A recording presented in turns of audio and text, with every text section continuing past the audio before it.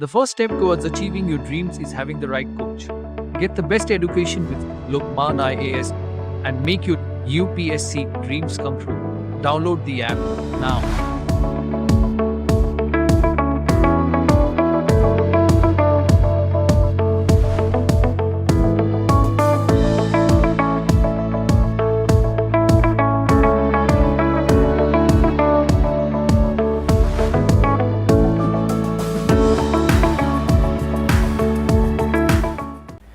Hi everyone, my name is Mourya Bharadwaj. I have secured All India rank 28 in the recent UPSC Civil Services examination.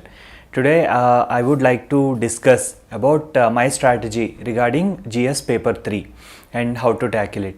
So I have scored good marks in my GS 3 since my earlier attempts. I have crossed 100 a couple of times, and even this year I got 91 marks. So I will start with what worked well for me with respect to GS3. Firstly, when one analyzes the UPSC marking pattern from the last 2-3 years, GS3 is consistently being rewarded less marks. The evaluation has been strict, and lot of toppers themselves are scoring less marks in GS3. So the reason which I understood for this trend is that a lot of aspirants try to write very generic answers for the questions that were given in GS3 paper. So in this video I would like to address the major aspects which one has to take care to score good marks in GS3. Firstly, when one views GS3 paper for preparation, he has to divide it into subtopics. Like GS3 may the first subtopic is economy, the second subtopic is agriculture, third subtopic is environment, fourth subtopic is science and technology, fifth subtopic is disaster management, sixth subtopic is security. So once every aspirant has to be thorough with the syllabus initially. So the syllabus for GS3 is available in the UPSC website as well as notification. He has to take that syllabus, and he has to memorize each and every term that was present in the syllabus. Why syllabus is important is because many times questions will be vague, or questions will be in those areas where aspirants have no clue about. So what one has to do in such scenarios is he has to relate the question to the syllabus, and he has to answer the content which he know with respect to the topic in the syllabus. So one has to be really thorough with the syllabus with respect to GS3. And coming to the sources for GS3, with respect to economics part majorly deals with resource mobilization, planning, government budgeting, and various infrastructure aspects of our economy, as well as industrial policy of our economy. Apart from that, it also discusses about it also covers the investment models in the economy. So my major source was firstly I followed Sriram's economy material, printed material, which was available in the market. Apart from that, Vision IAS coaching institution, it releases a value addition material which gives content for each topic individually. Like they have a PDF for infrastructure, they have a PDF for planning, they have a PDF for government budgeting. So those vision value addition materials used to be my base material for preparation. Apart from that, I used to be thorough with economic survey as well as budget. They are really important because when you are writing answer, you have to quote the statistics that were given from economic survey, and for some topics you have to quote various initiatives announced by the government in budget. For example, the Gati Shakti project, it comes under the topic of infrastructure. Similarly, investment models, we have various investment models such as hybrid annuity model and all, which were current in the news. So one has to be thorough with those current affairs. And these whatever sources I have told earlier, they cover the static part. For current affairs, I used to rely on newspaper, which is Indian Express, as well as Mains 365. Vision Mains 365 I used to follow for economics, so that my preparation was completed. So one thing one has to make sure is for every topic in the syllabus he has to have a content of 150 to 250 words, so that whenever any relevant question was asked from those topics, he has to be in a situation to reproduce that content or the notes which he has prepared. Coming to agriculture part, my sources for agriculture are same, vision, value addition material, and secondly I used to rely on Mains 365. These two used to form the major sources of agriculture. Agriculture is a very important topic. Every year short questions will be asked from topics such as PDS, subsidies, farmer subsidies, food processing industries, land reforms. So for land reforms, Mrunal website has an excellent content with respect to how land reforms were introduced, what is the state of their implementation, and what is the outcome of the land reforms that were being implemented. So every year one question like suggest the successes of land reforms or suggest the failures of land reforms. So some or the other such question is being asked. So when aspirants are prepared upfront on such topics, they will be able to deal such questions in the examination quite comfortably. So this is with respect to agriculture. DKT UPSC CSE। अगर आप केवल civil service परीक्षा के prelims, mains और interview के video देखना चाहते हैं तो सब्सक्राइब करें DKT UPSC CSE चैनल। यहाँ आपको टॉपर्स के वीडियो रैंक के हिसाब से अरेंज मिलेंगे। चैनल के लिंक के लिए डिस्क्रिप्शन बॉक्स में जाएं। And one more thing with respect to agriculture is one should be very thorough with the statistics. Like whenever you answer a question on food processing industries, you have to start with food processing is a sunrise sector and it has showed so and so percentage of growth in the previous year as quoted by economic survey. So the stat should be there, and who gave that statistics, those two should be important. So also initiatives in agriculture, one has to, in conclusions, one has to show what are the initiatives taken by government, like Ministry of Food Processing is there.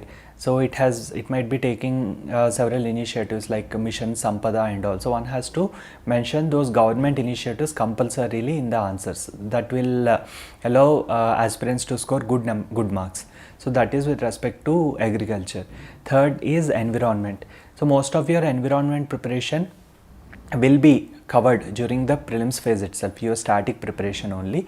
However, every year some recurring topics will occur like environment impact assessment. So one or the other question which directly or indirectly relates to the environment impact assessment will be there in GS3 paper.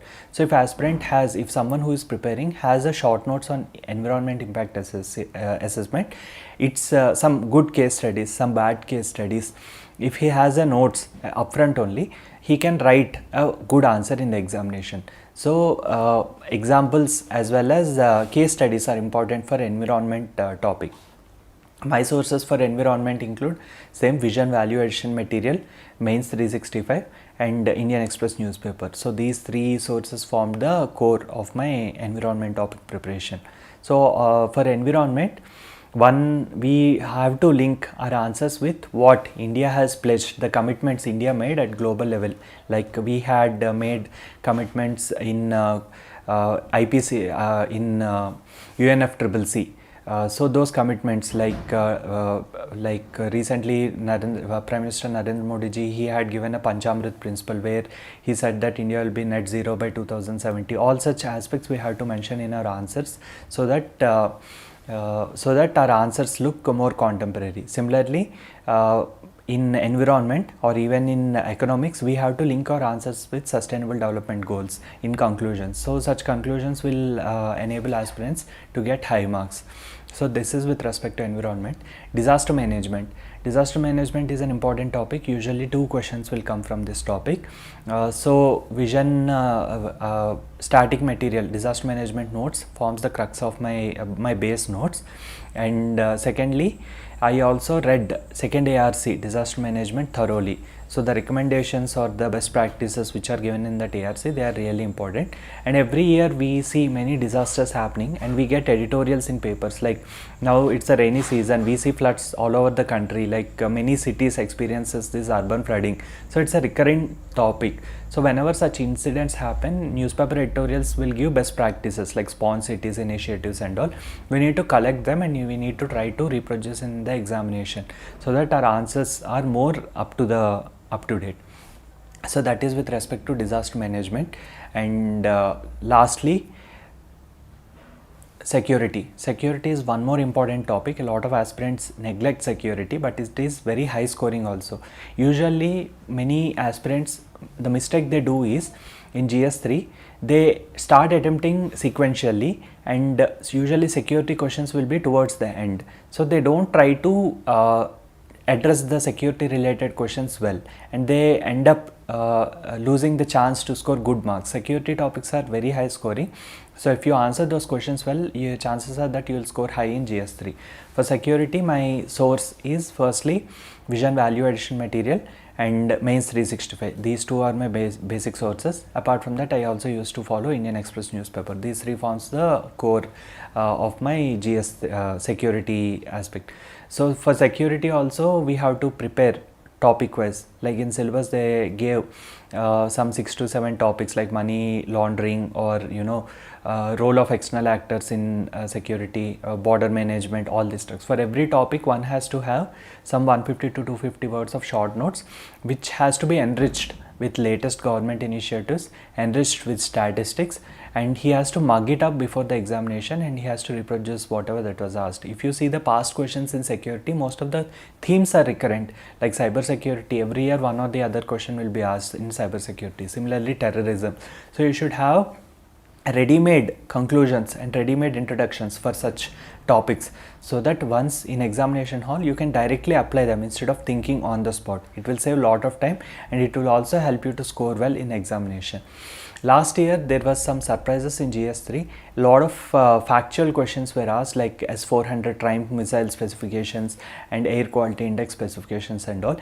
Usually if you know the those questions, is well and good, but if you don't know such questions, for very specific questions it's better to leave such questions rather than trying to answer something, rather than faking it, because it will be punished. But some questions, it is indirectly related to some topic in the syllabus, so you can directly mention such the content which you have prepared under the topic. For example, there is a question called Cyber Dome that was being asked in 2019 or something, so it is something related to cyber security. So if you know some content regarding cyber security, you can apply whatever you have learned in such questions. Like that, one has to be smart enough in answering the questions from GS3. So another topic with respect to GS3 is science and technology. Every year questions are being asked on themes such as nanotechnology, space technology, biotechnology. So these are recurring themes. One has to be very thorough with the previous year questions.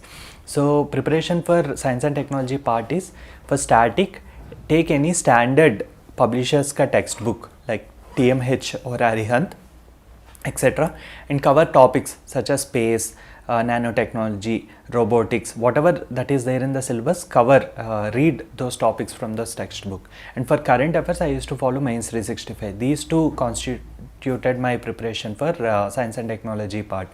So overall for GS3, one has to be very thorough with the previous year questions. When you see previous year questions, you will be observing a trend, basically how topics or themes are being repeated. So when you prepare upfront on such themes like cyber security or money laundering or biotechnology or PDS or anything, you make a short notes, you enrich it with statistics and certain committee recommendations as well as initiatives from government departments, and when you are able to answer the question well in the examination, definitely you will score well in GS3. That's it.